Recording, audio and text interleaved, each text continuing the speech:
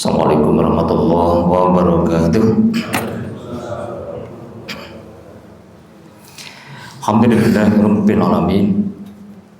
Allahumma shalli ala Muhammad wa ala alihi washabbihi ajmain.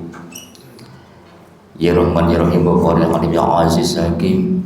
Rabbis shrah li sadri wa yassir li amri wa hlul min lisani yafqahu qawli. Rabbi zidni ilma warzuqni fahma. Amin.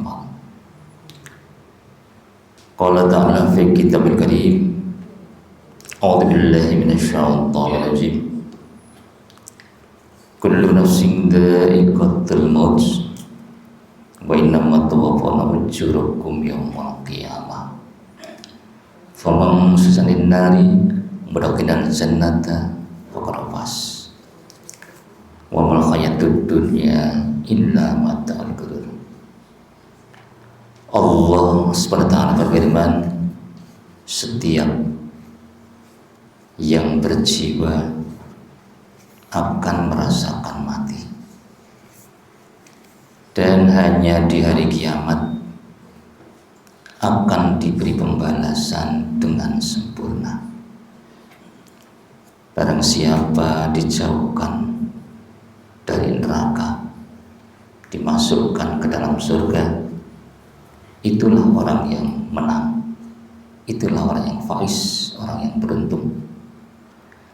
Wa mal hayatud dunya illa mata'ul ghurur.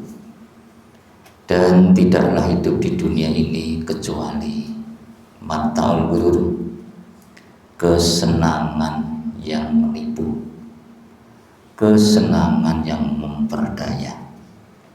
Quran serta Al-Imran 185.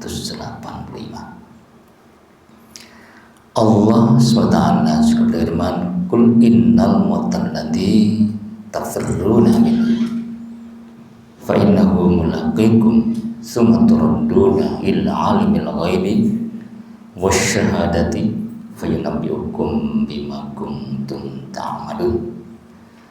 Katakanlah, sesungguhnya kematian yang kamu menghindar daripadanya, dia pasti menemui kamu. Kemudian kamu akan dikembalikan kepada Allah yang mengetahui yang gaib dan yang nyata.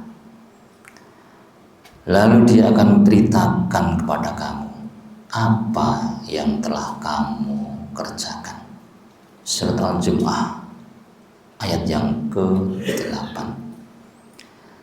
Bapak Ibu yang dirahmati Allah SWT,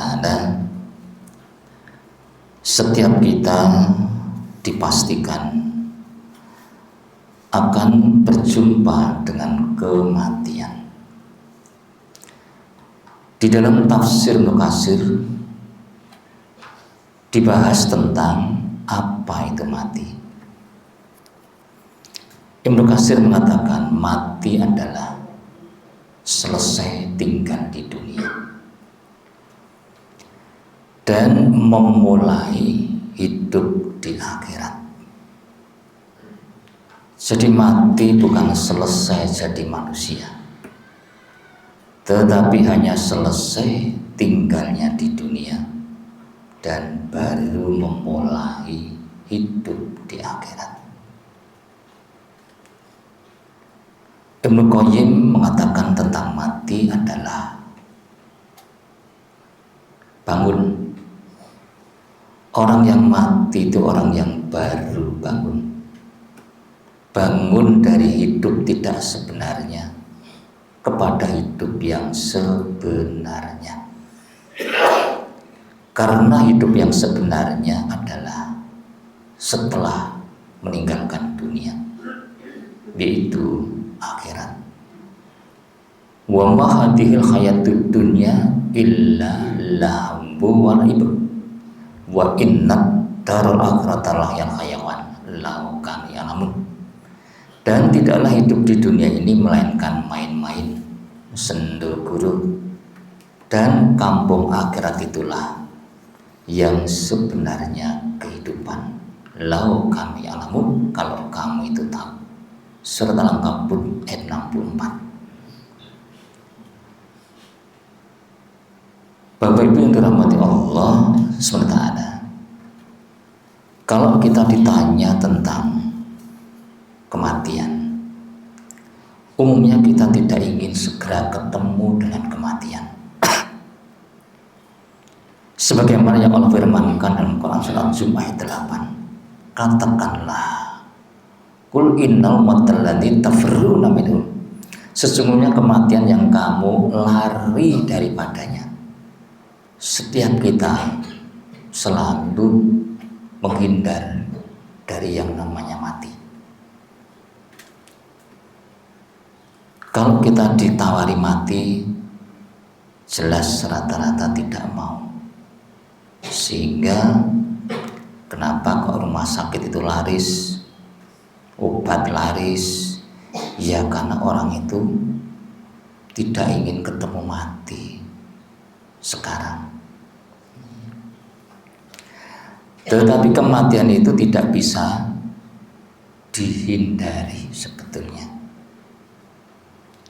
Maka sebaiknya kita bukan menghindar dari mati, tetapi mempersiapkan kematian.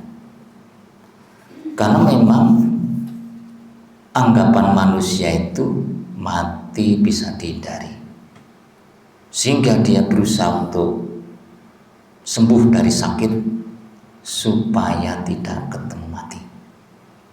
Padahal Allah berfirman, walikulli ummatin ajal, fa idza jaa ajaluhum la yastakhiruna sa'atan wa la yastaqdimun.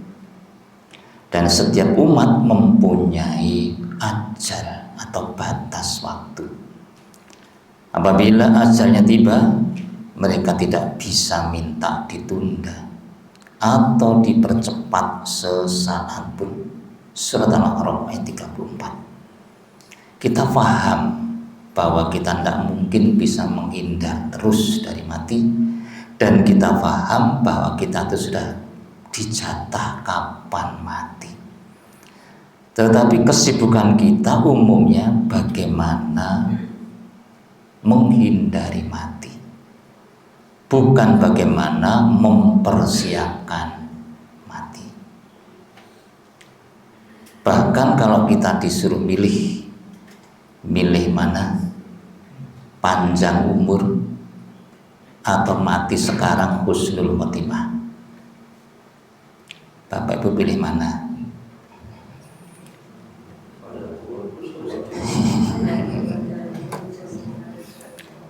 Pilih mati sekarang husnul khotimah, napa milih panjang umur?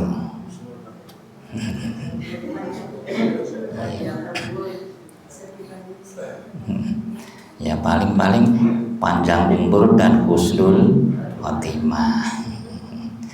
Pada menurut ayat ini umur itu tidak bisa dipanjangkan.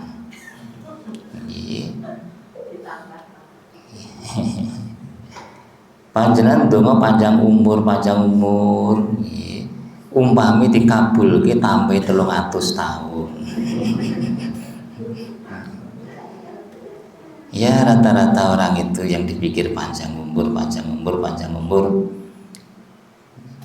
Bahkan kadang ada simbah yang sudah sangat sepuh, hanya di tempat tidur, tinggal tulang sama kulit, badan penuh dengan selang sundi, selang buang air, selang oksigen. Dah tidur susah, tidak tidur ya susah, mulak-malik. Seperti ini kira-kira masih ingin panjang umur atau tidak? Saya pernah disuruh mendoakan orang seperti itu. Ya terus kalau sudah seperti itu kira-kira dia ingin mana? Tapi kadang cucunya itu ndak pangerten. Simbah wis kaya ngono ya diulang tahuni. Bakno nyanyine ya tetep panjang umurnya. Iki tambah 50 cilaka. Ning arep nyanyi liyane ya ora wani. ndang sedo. Tapi sekali rahmatullah, inilah kecenderungan manusia, bukan berusaha mencari husnul khotimah, tetapi selalu berusaha menghindar dari kematian. Akhirnya konsentrasi mencari husnul khotimah tertutup dengan mencari umur panjang, sehingga medan-medan jihad sepi, tempat-tempat orang mati syahid sepi, tempat-tempat orang mencari husnul khotimah sepi. Yang rame rumah sakit, tempatnya orang mencari umur panjang.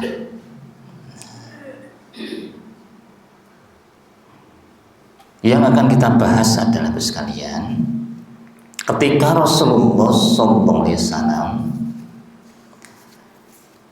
bercerita kepada istri beliau tentang saat kematian.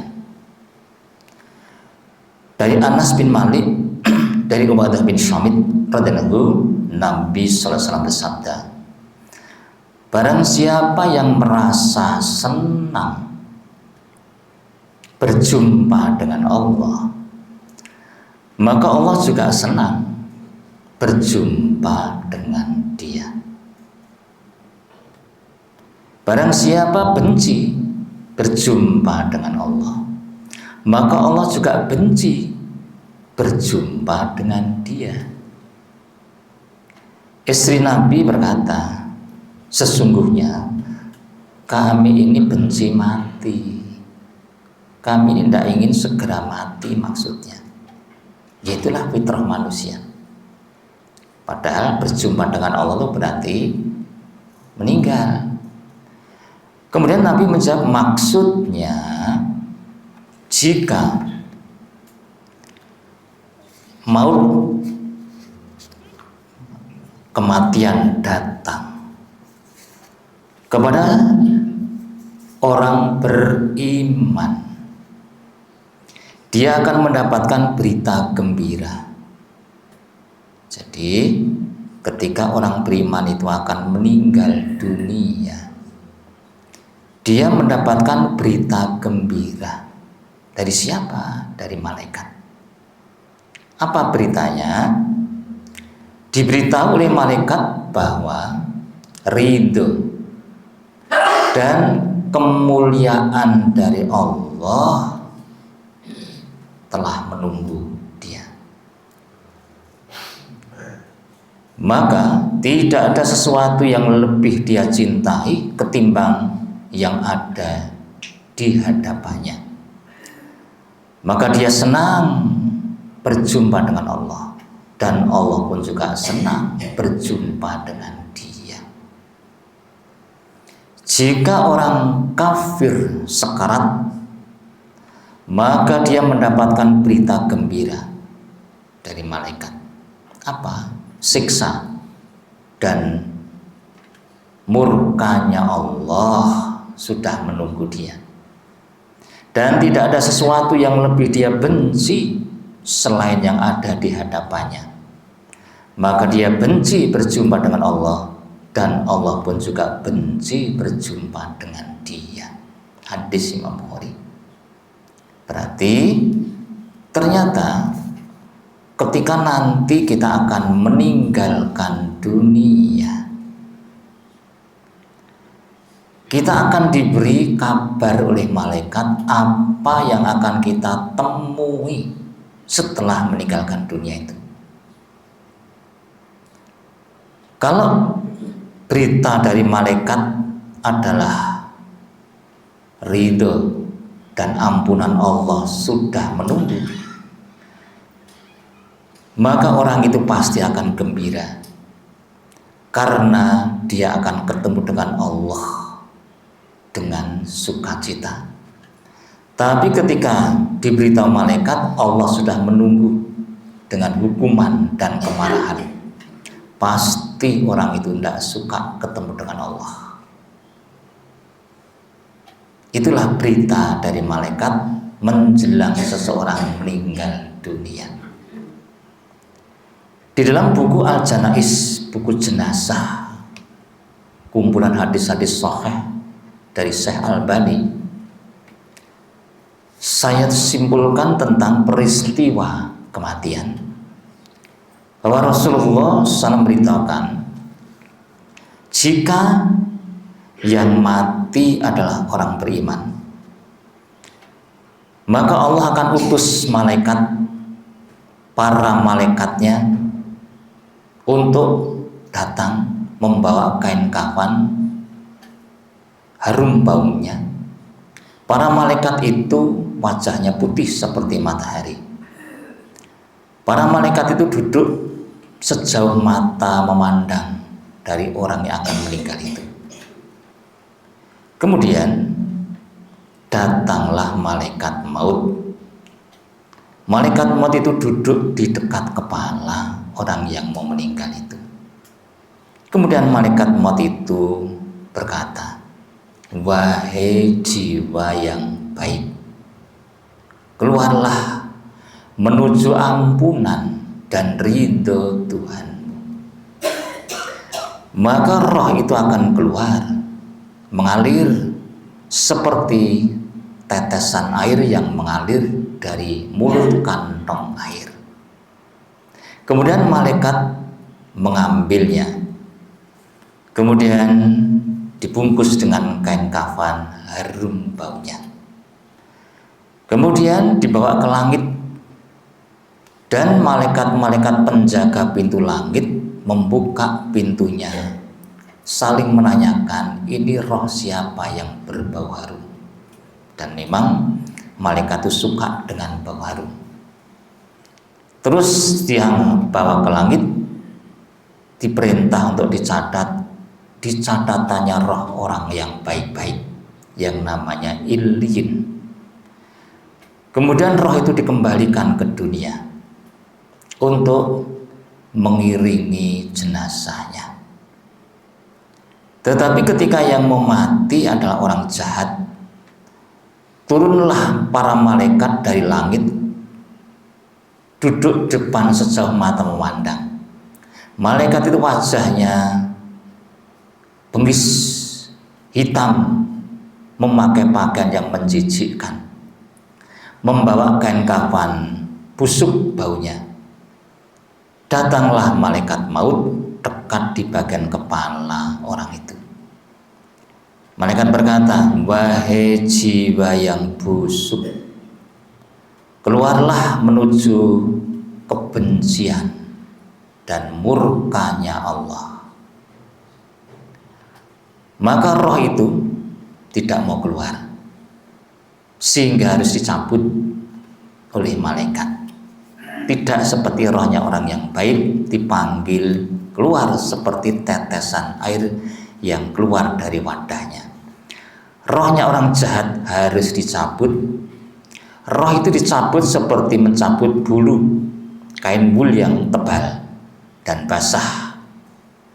Putuslah urat-urat sarafnya. Gambaran tentang pencabutan roh orang yang jahat itu Allah terangkan dalam Quran surat Al-An'am 93. Alangkah ngerinya seandainya engkau melihat pada waktu orang-orang dolim berada dalam kesakitan sakaratul maut, sedang para malaikat memukul dengan tangannya sambil berkata, keluarkan nyawamu. Ini yang beritahu adalah Allah. Kita tidak bisa melihat kondisi orang sakaratul maut seperti apa. Juga Quran surat Al-Anfal 50. Seandainya kamu melihat ketika para malaikat mencabut nyawa orang-orang kafir, seraya memukul bagian wajah dan punggung atau belakang mereka dengan mengatakan, rasakan olehmu siksa neraka yang membakar, tentu kamu akan merasa ngeri. Itulah kondisi sekaratnya roh yang jahat, dicabut, Di hadis digambarkan seperti mencabut rumput yang masuk ke kain bul yang basah, atau melepaskan kain sutra yang membelit pada besi panas. Keraket, susah payah, penuh dengan siksaan. Kemudian roh itu akan ditangkap oleh para malaikat, dibungkus dengan kain kafan yang busuk baunya, dibawa ke langit. Tidak ada pintu langit yang terbuka, karena malaikat itu memang tidak suka dengan bau busuk. Maka kita harus membiasakan diri menjauh dari bau-bau busuk. Bapak Ibu masih ingat ada hadis, kalau kita habis makan bawang putih, mungkin tempat kita jengkol, pete, ya jangan mendatangi masjid dulu. Malaikat terganggu baunya. Nah, berarti memang malaikat itu tidak suka dengan bau-bau busuk. Sehingga akhirnya karena pintu langit tidak ada yang dibuka, diperintah roh itu dicatat di catatan rohnya orang yang jelek. Di mana? Di sijin, tanah bagian bawah.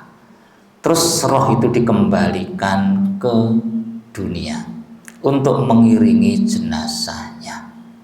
Itulah proses pencabutan nyawa.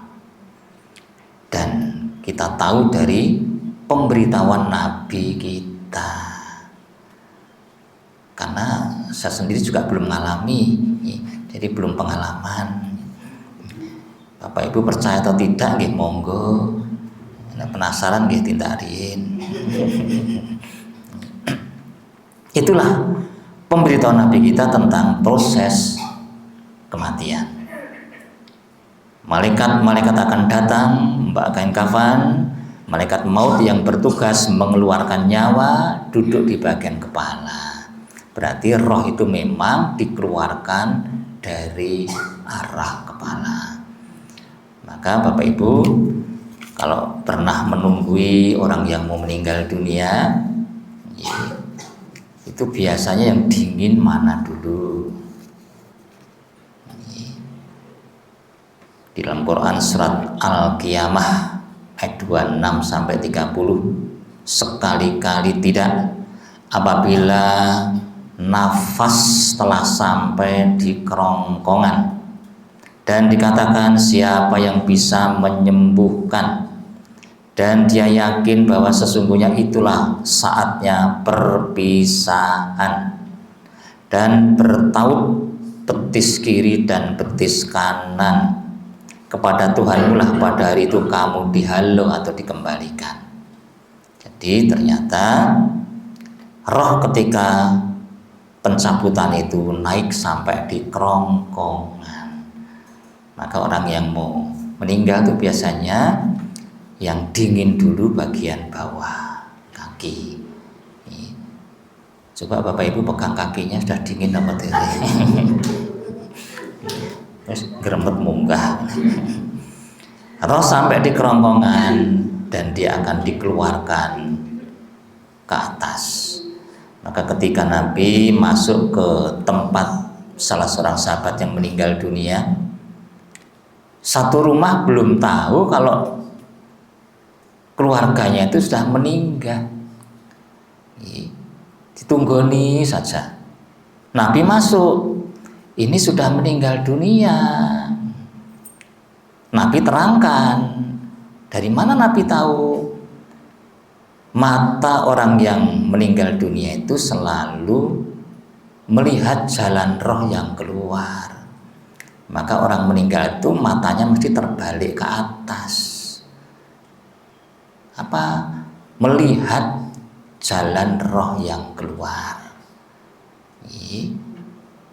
Maka kalau orang meninggal itu di mana-mana ya matanya terbalik ke atas. Tidak ada yang terbalik ke bawah, boleh snap. Balik ke atas itu berarti roh sudah keluar. Maka bagi kita yang paham, menunggui segera memejamkan. Istilah Jawane nelangkupi gitu. Nanti kalau terlambat ya biasanya kaku, melek terus. Sehingga si ngedusi dadi wedi. kok dipelilihi terus ya aku. Kalau di rumah sakit itu enggak ada yang nunggu ya, diplester biasanya supaya merem tuh. Maka Bapak Ibu yang punya pengalaman menunggu ya, kok mata terbalik ke atas, ya sudah segera ditelangkup, itu berarti sudah meninggal. Kalau sudah meninggal lho ngene, dereng aja tulung kapelangkup ki. Cek nyokot gedang barang telangkup ki. Kesusu wae. Nah, kemudian sekalian, ternyata rohnya orang baik akan keluar dengan gembira, seperti mengalirnya air dari wadahnya glender. Bapak Ibu ketika ngunjuk minum, coba minum air dalam gelas, kira-kira gelasnya cukup diiringkan sehingga air bisa keluar. Napa dadak ditutuki? Nah, ya cukup diiringkan sudah glender keluar. Begitu sangat mudahnya. Kenapa? Karena dia ingin segera ketemu dengan apa yang diberitakan malaikat. Tetapi ketika disuruh keluar, sudah diiringkan kok tidak keluar-keluar, apa yang kita kerjakan? Nah, gelasnya ditutupi. Contohnya ya minum burjo napa-napa. Nah, ini ketan hitamnya sih nempel nang ngisor tutupi men metu. Nah, karena tidak mau keluar-keluar ya dipaksa ditutupi. Itulah kondisi roh yang tidak mau keluar sehingga harus pakai pukulan-pukulan. Itulah sehingga akhirnya rohnya orang baik segera keluar dengan senang. Rohnya orang jahat dipaksa, dicabut keluar karena tidak ingin ketemu dengan Allah. Sama dengan Bapak Ibu nyun sewu ketika masa muda dulu, janjian dengan si dia di mulai jam 4 sore krungu suara kering-kering ndang metu ya Dik. Begitu si wanita lihat jam kok jam 4 sore, dengar suara kering-kering, kira-kira dia dipaksa keluar atau dia keluar sendiri. Hatinya senang setelah ketemu dengan yang ngebel, tidak usah dipaksa, keluar sendiri, buka pintu. Mbak no kring-kring tukang kredit nagih utang, ambil semeneh. Nah, maka roh itu ada dua, rohnya orang yang senang akan ketemu dengan Allah dan rohnya orang yang benci ketemu dengan Allah. Maka Nabi mengatakan barang siapa yang senang berjumpa dengan Allah, Allah juga senang ketemu dengan dia, dan barang siapa benci ketemu dengan Allah, Allah juga benci ketemu dengan dia. Dan roh itu setelah diproses kembalikan ke dunia untuk mengiringi jenazahnya. Berarti jenazah itu sebetulnya diikuti oleh rohnya. Maka Bapak Ibu yang memandikan jenazah, hati-hati, karena yang punya jasmani itu mengikutinya. Maka dalam Islam sangat ketat, yang meninggal laki-laki, yang memandikan juga harus laki-laki. Karena apa? Hubungannya dengan aurat. Wanita yang boleh hanya istrinya saja, karena dia yang boleh melihat aurat suaminya, yang lainnya tidak boleh. Karena urusan aurat, yang punya aurat melihat auratku dideleng sapa wae kae. Yang meninggal putri, yang memandikan juga harus putri. Laki-laki yang boleh hanya suaminya saja. Itulah urutannya begitu. Urutan itu bisa pakai wasiat. Contoh Nabi meninggal dunia wasiat, nanti yang memandikan aku Sayyidina Ali, menantu laki-lakinya. maka laki-laki yang lain nyingkir. Karena urusan aurat, yang boleh hanya Sayyidina Ali saja. Nah, tetapi kalau wasiat itu bertentangan dengan syariat, tidak boleh dikerjakan. Ibu meninggal, wasiat, Nduk, meneh ibu sedo wasiat, sing ngedusi ibu bekas pacar ibu dhisik ya, Nduk. Mboten pareng Bu bekas niku. Kenapa? Ndak boleh, itu bukan suaminya. Roh itu sebetulnya menyertai. Maka Nabi mengatakan, jika jenazah sudah diletakkan di pundak laki-laki dan siap untuk diusung oleh para laki-laki, maka apabila jenazah itu jenazahnya orang baik, jenazah itu sebetulnya sedang berkata-kata, percepat aku, percepat aku.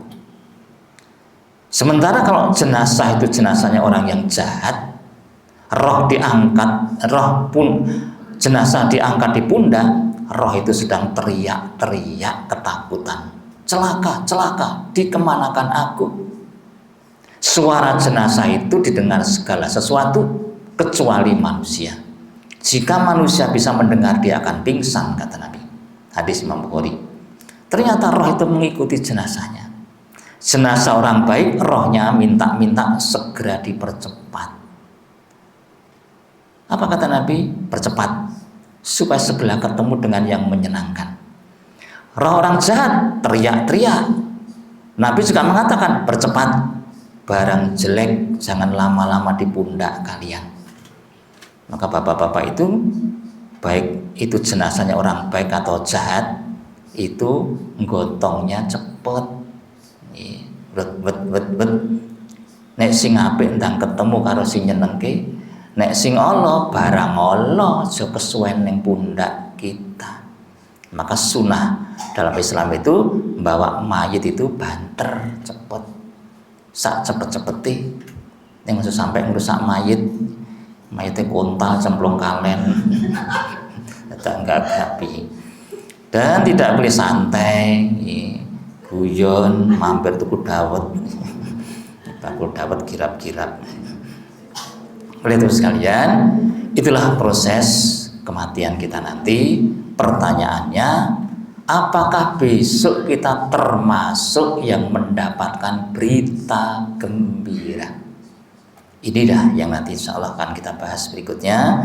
Ternyata di dalam Quran ada jawabannya. Siapa mereka itu? Adalah orang-orang yang menyatakan Rabbunallah sumastaqamu, Rabbku adalah Allah, kemudian mereka istiqomah. Surat Fusilat ayat 30 dan Al-Ahqaf 13-14. Insyaallah lain waktu bisa kita lanjutkan.